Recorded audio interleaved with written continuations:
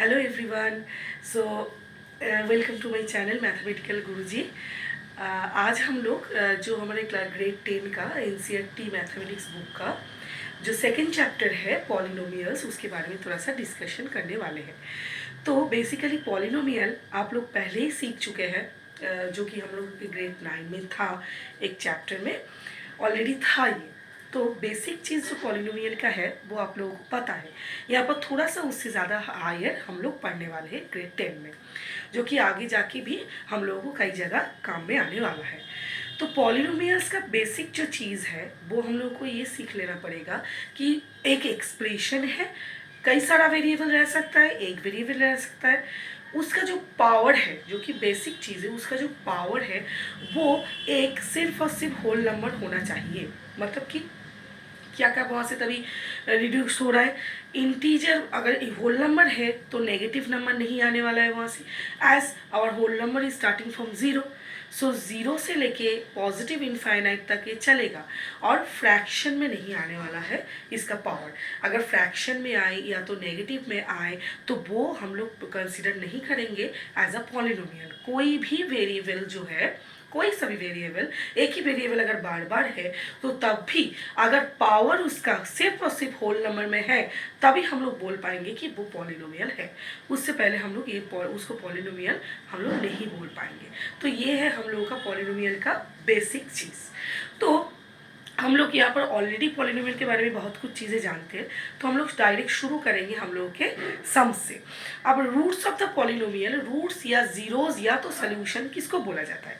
हम लोग जब कोई पॉलिनोमियल को सॉल्व करते हैं तो वहाँ से हम लोगों का जितना भी वैल्यूज मिलता है उसको बोलते हैं रूट्स या तो जीरोज या तो या तो सोल्यूशन ऑफ दैट पॉलिनोमियल। तो सोल्यूशन पॉलिनोमियल का जीरोस जो भी है वो हम लोग ग्राफ से कैसे पता लगाएंगे कि ये जो सोचो कि एक पॉलिनोमियल का ग्राफ आपको दे दिया गया है, उस ग्राफ से तो आपको लिखने के लिए बोला जा रहा है कि इसका कितना सोल्यूशन हो सकता है।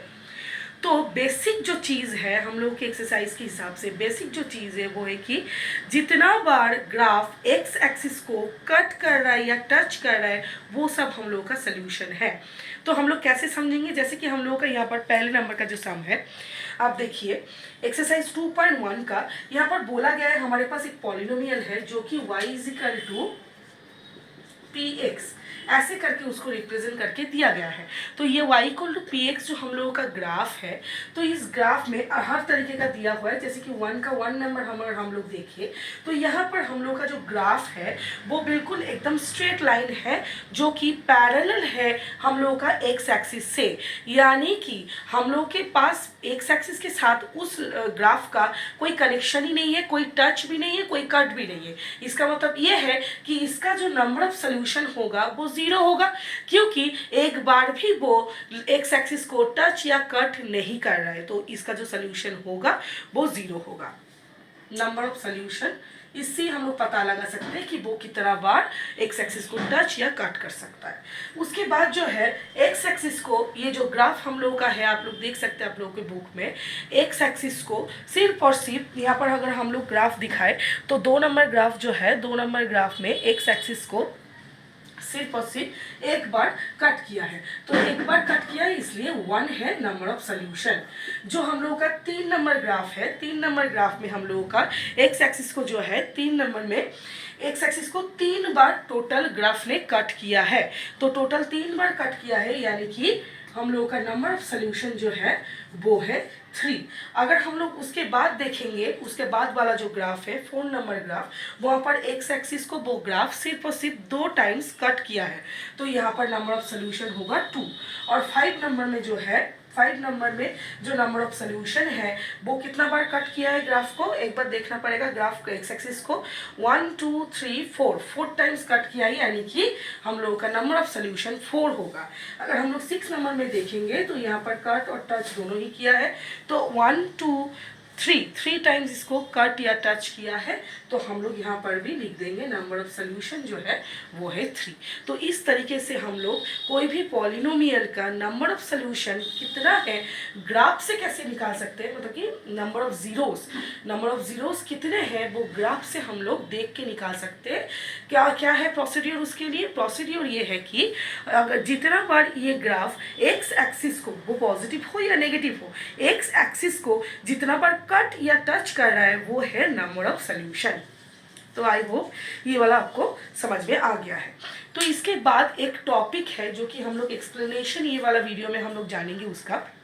हम लोग का नेक्स्ट जो टॉपिक है वो टॉपिक इसका है कि हम लोग का अगर पास एक पॉलिनोमियल है, ज़्यादा कि हम लोग यहाँ पर क्वाड्रेटिक पॉलिनोमियल ही लेंगे, उसका ही कोएफिशिएंट के साथ जो आप लोगों का सिलेबस में है वो है कि एक क्वाड्रेटिक पॉलिनोमियल मतलब आप लोगों को ऑलरेडी पता है। क्वाड्रेटिक पॉलिनोमियल हम लोग उन लोगों को बोलते हैं जिसका डिग्री 2 हो, और डिग्री का मतलब क्या है? उस पॉलिनोमियल का जो वेरिएबल है उस वेरिएबल का अगर हाईएस्ट पावर 2 हो तो हम लोग बोल सकते हैं कि वो एक क्वाड्रेटिक पॉलिनोमियल है। तो हम लोग ज़्यादातर सम जो करेंगे अभी, या तो ग्रेड 11 में हम लोग 12 में जाके जो ज़्यादातर सम करेंगे वो ज़्यादातर सम में हम लोग क्वाड्रेटिक पॉलिनोमियल लेके ही काम करेंगे। तो यहाँ पर रिलेशन, ये जो है टॉपिक वो है रिलेशन बिटवीन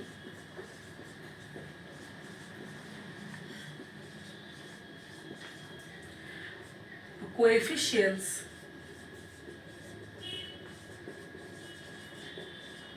एंड रूट्स और सॉल्यूशंस और जीरोस हम लोग बोल सकते हैं यहाँ पर। तो क्या है, हम लोग अगर क्वाड्रेटिक पॉलिनोमियल जो है वो उसको अगर हम लोग ऐसे लिख सकते हैं, उसका जो बेसिक फॉर्मेट हम लोग को पता है, बेसिक फॉर्मेट है ax² + bx + c = 0। अगर हम लोग इक्वल टू 0 कर रहे हैं तो वो एक इक्वेशन हो जा रहा है। अगर इक्वल टू 0 ना लिखेंगे तो वो हम लोग के लिए एक क्वाड्रेटिक पॉलिनोमियल है। तो यहाँ पर हम लोग क्या बोलेंगे, देखो x² का जो कोएफिशिएंट है वो a, x का जो कोएफिशिएंट है वो है b, और जो हम लोग का कांस्टेंट टर्म है जो कि हम लोग मानते हैं कि x⁻0 का कोएफिशिएंट है, क्योंकि x⁻0 मतलब 1 होता है और यहाँ पर c के बगल में कुछ भी नहीं है। इसका मतलब ये c जो है वो है हम लोग का कांस्टेंट टर्म भी हम लोग बोल सकते हैं, या तो x⁻0 का कोएफिशिएंट भी हम लोग इसको बोल सकते हैं। तो यहाँ पर हम लोग कोएफिशिएंट के साथ अगर रूट्स का निकालना चाहेंगे रिलेशन, हम लोग यहाँ पर मान सकते हैं कि अल्फा और बीटा जो है वो इस वाले क्वाड्रेटिक इक्वेशन का 2 रूट्स हैं। मैंने यहाँ पर 2 रूट्स और सोल्यूशन क्यों लिखे? क्योंकि हम लोग का ये क्वाड्रेटिक पॉलिनोमियल है, और क्वाड्रेटिक पॉलिनोमियल मतलब हाईएस्ट पावर 2 है और उसका सोल्यूशन भी 2 ही होगा। ऑलरेडी हम लोग सॉल्व कर चुके हैं मिडिल टर्म फैक्टराइजेशन से, ये सबसे हम लोग ऑलरेडी सॉल्व कर चुके हैं। तो यहाँ पर ये जो हम लोगों के पास क्वाड्रेटिक इक्वेशन है उसका 2 रूट है, अल्फा और बीटा। और रिलेशन कैसा है? रिलेशन ऐसा है कि रूट्स जो है उनका जो एडिशन है वो है -b/a के साथ इक्वल, और अल्फा बीटा जो है यानी कि प्रोडक्ट ऑफ द रूट्स जो है वो सिर्फ c/a के साथ इक्वल है। ये दोनों रिलेशन बहुत ज़्यादा इंपॉर्टेंट है, आगे वाले जो एक्सरसाइज है उसमें हम लोगों को काम में आएगा ये 2 रिलेशन। अल्फा प्लस बीटा जो कि 2 सोल्यूशन है उनका जो सम होता है वो हमेशा इक्वल होता है -b/a के साथ, और अल्फा बीटा जो होता है प्रोडक्ट ऑफ रूट जो है वो हमेशा होता है c/a के साथ इक्वल। तो हम लोग ये वाला चीज़ पहले अच्छे से समझेंगे, उसके बाद हम लोग क्या करेंगे, एक्सरसाइज में जाएंगे। तो ये है रिलेशन कोएफिशिएंट्स और हम लोग के रूट्स, या तो सोल्यूशन या तो जीरोस बोले, उसके बीच का रिलेशन एक क्वाड्रेटिक इक्वेशन में और क्वाड्रेटिक पॉलिनोमियल में हम लोग बोल सकते हैं। तो अब क्या हम लोग यहाँ पर तो हम लोग रूट से ये रिलेशन लिख रहे हैं। अगर रूट दिया हुआ है या तो रूट का सम और प्रोडक्ट दिया हुआ है, वहाँ से क्या हम लोग क्वाड्रेटिक पॉलिनोमियल बना सकते हैं, वो चीज़ भी हम लोग यहाँ पर देखेंगे। तो हम लोग कैसे बना सकते हैं, सोचिए। उसके लिए भी एक फॉर्मेट है अलग से। वो फॉर्मेट क्या है? वो फॉर्मेट ये है कि अगर हम लोग के पास अगर रूट्स है, सिर्फ रूट्स है, अल्फा और बीटा 2 रूट्स हैं, तो अगर मैं बोलूँ कि ये जो 2 रूट्स है वहाँ से हम लोग इक्वेशन को बनाएंगे, वो पॉलिनोमियल को बनाएंगे, तो कैसे बना सकते हैं हम लोग? इसका एक फॉर्मेट है। सोचिए कि वो x का पॉलिनोमियल है, x वेरिएबल का पॉलिनोमियल है, तो यहाँ पर हम लोग लिख सकते हैं x² - sum of the roots multiply with x plus product of the roots equal to 0। तो हम लोग का इक्वेशन है पॉलिनोमियल जो हम लोग का है, यानी कि यहाँ पर हम लोग क्वाड्रेटिक पॉलिनोमियल बोलेंगे। क्वाड्रेटिक इक्वेशन का जो फॉर्मेट है वो हम लोग कैसे निकाल सकते हैं। एक तो है, अगर ये एक्स का वेरिएबल का क्वाड्रेटिक पॉलिनोमियल है तो हम लोग कैसे निकालेंगे, पहले एक्स स्क्वायर लिखेंगे माइनस जो सम ऑफ द रूट्स है उसको लिखेंगे, फिर उसके साथ जो वेरिएबल वहाँ पर था उसको लिखेंगे, और उसके बाद प्रोडक्ट ऑफ द रूट्स हम लोग उसके साथ ऐड करेंगे। तो ये हो गया हम लोगों का इक्वेशन तैयार, वो भी दो रूट से। कभी कभार आप लोगों के एक्सरसाइज में ऐसा दिया हुआ है, रूट्स डायरेक्ट नहीं दिया हुआ है, रूट्स का एडिशन और मल्टीप्लिकेशन यानी कि प्रोडक्ट और सम दिया हुआ है, तो हम लोग प्रोडक्ट और सम डायरेक्ट बिठा के भी इक्वेशन को तैयार कर सकते हैं। ये है हम लोगों का और एक टॉपिक, जो कि रूट से हम लोग कैसे, रूट अगर दिया हो या तो रूट का सम और प्रोडक्ट दिया हो तो वहाँ से हम लोग कैसे इक्वेशन को निकाल पाएंगे, वो है हम लोगों का, ये है फॉर्मेट। बच्चों, यहाँ पर हम लोग एक्सप्लेन ऑलरेडी कर चुके हैं कि पॉलिनोमियल्स को कैसे हम लोग, पॉलिनोमियल्स के जो कोएफिशिएंट है ऑलरेडी 2.1 हम लोग एक्सप्लेन किए इस वीडियो में। और क्या एक्सप्लेनेशन यहाँ पर है कि पॉलिनोमियल जो हम लोग का है वो हम लोग रूट से कैसे निकाल पाएंगे, पॉलिनोमियल जब दिया नहीं हुआ है, और हम लोग जो रिलेशन बिटवीन उसके जो पॉलिनोमियल के कोएफिशिएंट्स यानी कि क्वाड्रेटिक के जो कोएफिशिएंट्स है इक्वेशन के वेरिएबल के, उसके साथ जो उसके सोल्यूशन का रिलेशन है वो हम लोग यहाँ से जाने। तो इसका जो नेक्स्ट अगला एक्सरसाइज है 2.2 वो हम लोग नेक्स्ट वीडियो में डिस्कस करेंगे और एक एक सम हम लोग सॉल्व करेंगे वहाँ पर। I hope this informations are very much useful to you.